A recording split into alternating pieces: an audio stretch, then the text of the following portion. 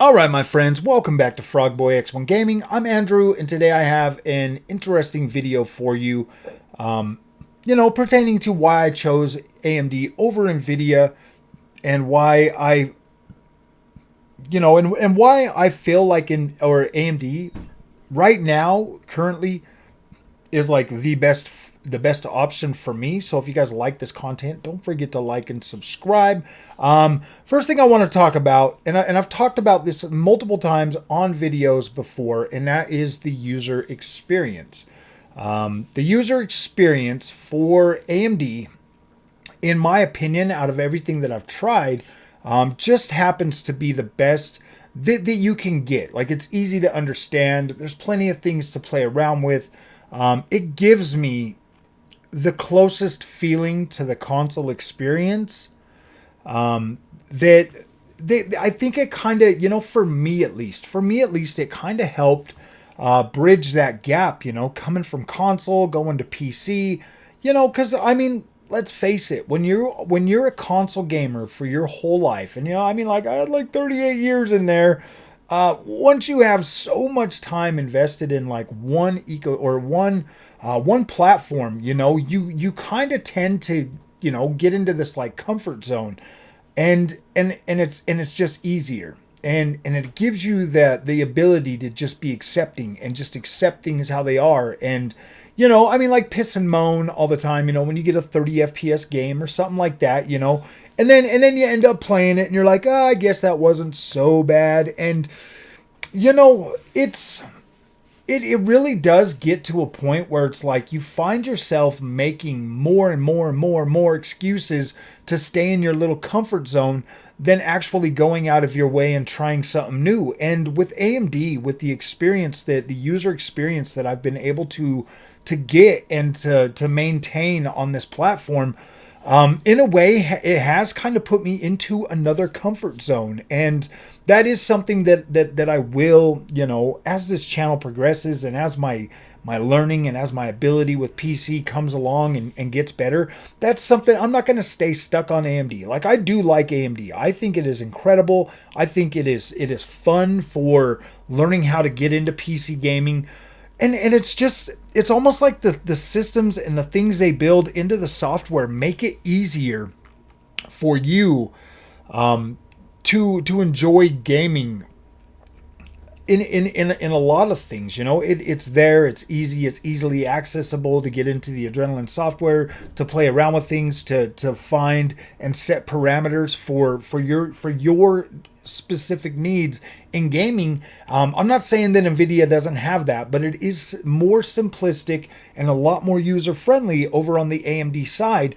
And as time progresses, I've done videos and shown you guys how to get into the AMD Adrenaline software, how to set different things up, how to use things, and it's really, it really is a very nice feature. And especially being a nice feature, a nice software with plenty of different tools that you can utilize to enhance or increase the performance or enhance the quality of your overall gaming experience. Now, I do find that to be true, and things like HyperRX, where you can just get in there and hit a single button, and then it will enable things. And there are select, I mean, there's actually a bunch of games that are actually already programmed and already just automatically set that when you click HyperRX, it automatically enables all these features, and then it enhances your gaming experience already. But you do have global settings that you can get in there and adjust some of the things like RSR, which is Radeon Super Resolution. That will pretty much give you like an AA pass or whatever to make your image look sharper. You have AMD's fluid motion frames that will increase your frame rate and give you a higher frame rate. And that usually generally works pretty well as long as your stable, frame rate is about 70 or above.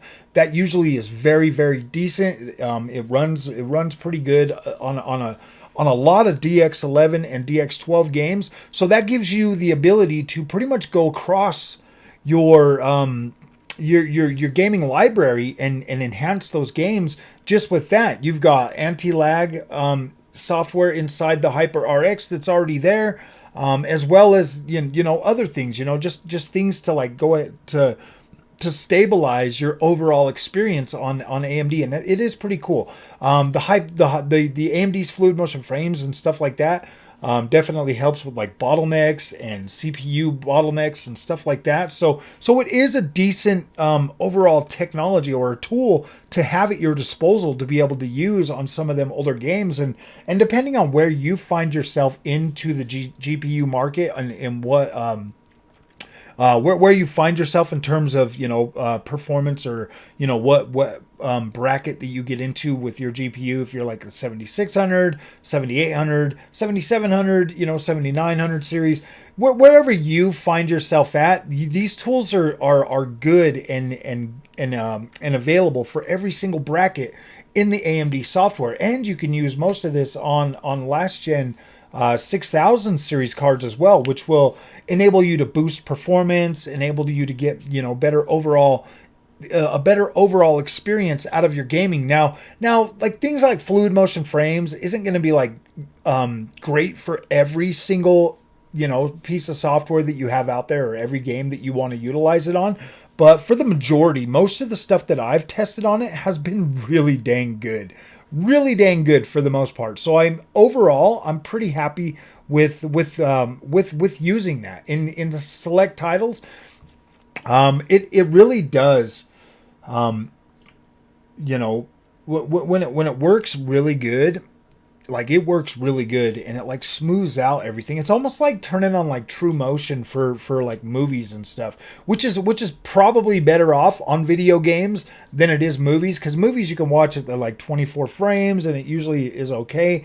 But when you have the smoothing effect on the PC, it actually does enhance the overall image quality as well. Another thing that I love about AMD. So and obviously, like, my favorite feature in the AMD software is obviously the color, being able to get in there and saturate my colors and play around with things, adjust my contrast, all of that stuff right there while in game, just popping into the freaking software, and you can adjust it on the fly. Very freaking cool. I really love that. So like the next thing I want to talk about is pricing structure versus hardware. Now this is going to go hand in hand with the overall like experience. So with Nvidia, they do heavily push forward thinking technologies, like ray tracing or DLSS, all of the AI, everything that like physics and hairworks and all, like tessellation, like all of the things that Nvidia pushes, for that are forward thinking, they do come at a cost. And when you equal that out, like if you go and you look at the Nvidia GPU versus the AMD GPU, AMD is still gonna be in that, like, their main thing is still like rasterization and all of that kind of stuff. And you don't really understand just how important pure rasterization is and performance until you've actually used one of those GPUs, like with me with the 4070 versus the 7800 XT. It's not until you have access to both of those experiences at the same time that you really understand and know that, like, look, man, the 7800 XT is an absolute beast at rasterized performance and resolution and being able to have better settings, because I mean, like, think about it. The difference is like you're gonna pay less for like right now, if you look at the current pricing, my friends, the 7900 GRE is at that $550 spot right next to the 4070, which is a card that I previously had. And when you look at this and you compare these together, the 4070 is going to have 12 gigs of VRAM, whereas the 7900 GRE is going to have 16 gigs of VRAM, therefore putting that card in a much higher spot rasterization wise, and pretty much giving you on par performance ray tracing with the 4070, which, let's be honest, is not really that impressive anyways. So it's not one of those things that you're like, yeah, man, I'd get the GRE for ray tracing. No, that's not what it is. But when you look at the difference, and I mean, like, I guess DLSS can close the gap a little bit, but now you have FSR3 at your disposal. You have all of the things that I talked about in the user experience section of this video. You have the HyperRX, you have the AMD's fluid motion frames, you have the all of the stuff that pretty much gives the AMD side a decent bump. Like, in my opinion, and this is just my opinion, my friends, the 7900 GRE is going to deliver an experience that's going to obviously beat the 4070. Obviously, that's like not even a contest for the same price. Like, you're going to get a better overall experience out of a 7900 GRE over that 4070. You're going to have more VRAM. You're going to have you're going to have a longer longevity for that card. It's gonna last you significantly longer. You're gonna get a better overall gaming experience. Plus, you're gonna have the extra features like we covered in the first part that are just basically the cherry on top when it comes to that thing. So in terms of like pricing, the pricing structure and the overall hardware that you get for the price when it comes to Nvidia, you are paying significantly more for features that are at least at that class, like a 4070 class, are feel a little bit more in like beta form than they actually do like usable features. So it's not really until you get up the stack with Nvidia that you start to actually get to utilize and benefit from those features that Nvidia brings to the table, which just kind of makes it almost in my mind, it kind of just makes it like a no-brainer to go with the AMD option. And I'm not saying that AMD is always perfect. I mean, like, they came out with a 7900 XT for $900. That's already pushing $700 or whatever now on the market. So, at that price for 7900 XT, that makes a lot more sense than paying $900 for that card at launch. Like, the pricing structure for AMD is starting to settle, and I think the pricing right now for these is pretty close to where it should be, in terms of like power to performance, features, all of that stuff. And obviously DLSS is AI, and AMD's FSR solution is not AI powered yet, but it says they do plan to potentially launch AMD plans to launch AI upscaling throughout 2024, and that could definitely change the trajectory and at least the overall, depending on how it performs and how it looks when it does finally hit that market. That's going to forever kind of change things, at least in terms of how AMD stacks up to Nvidia. It won't be as cut and dry anymore for which one looks better or whatnot.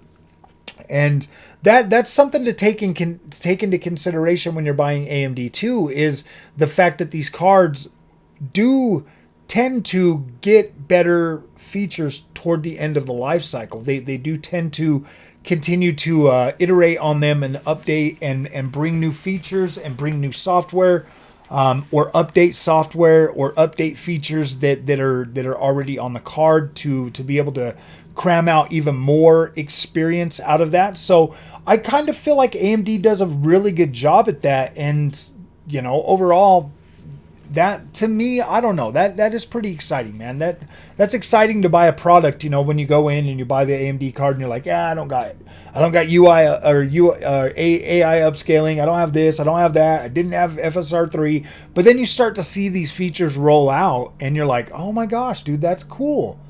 And it might take a while to get there, but once they start rolling out, you're like, my gosh, dude, this is freaking pretty cool. Like, you're starting to get features that are enhancing and making your experience better. Whereas if you contrast that to Nvidia, where they just come out with their stuff, obviously Nvidia iterates and updates and makes things better too. Like, they are working on their software for the Nvidia experience, and I really am looking forward to trying that. Like, I'm not even going to sit here and try to tell you that I'm not. I'm looking forward once it comes out of beta into possibly picking up another Nvidia GPU and giving that a shot. Like, I'm not I'm not 100% like, oh my gosh, I'm just a fanboy for AMD forever. No, I like the AMD experience. I think the price I think the pricing structure to hardware versus performance is definitely on point for AMD. I like that. I feel comfortable with the overall experience. And you know, from time to time, I kind of look at the AMD experience as like, I feel like this is, I feel like I feel like AMD could easily do a lot better, and they could definitely fix some of these things that they've got hanging over their head. Obviously, there's a lot of misconceptions about AMD and what's going on, at least in terms of my own experience. It's really hard for me to go off of somebody else's experience when I'm making my recommendations. So right now, where it sits, my experience with AMD has been pretty freaking decent. So I do like that, but. And now we're going to talk about like features and performance. I mean, we kind of touched on that a little bit during the first two, but features with AMD, the features that you get with AMD, like you get your AV1 encoding. Obviously, you're going to get support for DisplayPort 2.1. So I mean, if you actually ever do get like one of them 8K freaking monitors, or you want to do 4K at really high frame rate, you'll actually be able to do that because you'll have support for that right there on that card. You've already got access to those ports. Obviously, you've got your HDMI 2.1, which is really important, because on that 4070 that I had, I was unable to get that to work on my 4K TV at 4K 120 FPS. Like I was unable to do that. Every time I would hit 120 FPS, either in the control panel or in the or in just the Windows software, it would automatically black out the screen and nothing. I'd have to switch back to 60 frames per second. Whereas the AMD, seamless experience. I plug it in, I put it on. I don't even have to fidget with anything. I can just get on there. I can get my 120 FPS refresh rate, no problem. Like that's one of the things that like I'm like, wow, dude, this AMD stuff, it really does feel pretty thought out. And I'm really hoping that Nvidia definitely fixes some of those annoying. I would say they're more annoying than anything. Like, because I mean, yeah, obviously you've got the ability to get into control panel and GeForce Now and all of that kind of stuff, and like situate all that, and maybe work it out, watch a few YouTube videos, learn how to do that. But yeah, I mean, it is possible and stuff, and there's a lot of people that just obviously don't like change. Like I was listening to Digital Foundry talking about it, and they're like, oh my gosh, they're gonna change this and this and this, and like I get it, I get it, but things have got to move forward, and these things have got to go a little bit more mainstream so that people can actually start using these things, because I do foresee. And that's why I keep making these videos. I do foresee a lot of my console friends making the switch to PC over the coming years. And I want to be there to support them. And I want to be there to help them find the best experience going forward as possible. Because, man, these consoles really do have a pretty strong hold on a lot of us. And that's fine. Like, I do want consoles to continue to exist. I do, because they are a cheaper entry point. They're accessible. They are convenient. They're pretty much a delivery device for you to be able to have an experience at your fingertips that's a physical experience, and I don't want that to ever go away, because then that means we're 100% at the mercy of like digital or whatever, like I want consoles to continue to exist, and I want people to be hyped and continue to buy consoles. But at the other end of the spectrum, there are gamers that want more, that need more, that would love to experience these games at a higher resolution or higher frame rates, or with higher visual quality, and that's fine. There's a lot of us out there that are willing to take them extra few steps to achieve that, to get that. And I want to break down those walls between the console gamer and the PC gamer, and try to help these guys get over that initial hump, and start understanding and start seeing what I've been seeing over the past 8 months with PC. Now, I'm not saying that the Nvidia experience was bad. I mean, like, no, there were some games on there that looked absolutely incredible, and there are things about Nvidia that I do like. I just don't really like. I mean, I'm not like, I do like DLSS in some games, but some games I don't really care for it much. I play a lot of open world games, and with DLSS, I don't really appreciate the way DLSS resolves the image after it upscales as much as I do, like, you know, a native image, or the way the FSR does it. FSR, I don't lose any detail. Like, I'm not losing any detail. It's working with the pixels that are already on the screen and upscaling them. Whereas DLSS is working with the pixels that are on the screen, but it's upscaling them in a way that it doesn't look as good as native resolution looks, at least in my eye. You might be different. You might see something completely different than I do. I mean, screens can definitely play a part in that. There's so many different things, but at the end of the day, that's why I've chosen AMD, and that's why I stick with AMD right now, because I like the user experience. I like the features that I get. I love the convenience of it. I love the I love how easy it is to get in there and set things up and start enjoying my gaming experience without all of the hassle that I feel like Nvidia that the Nvidia experience was. And plus, you know, I get more bang for my buck with AMD. I get more features. I get more power. I get more rasterization power.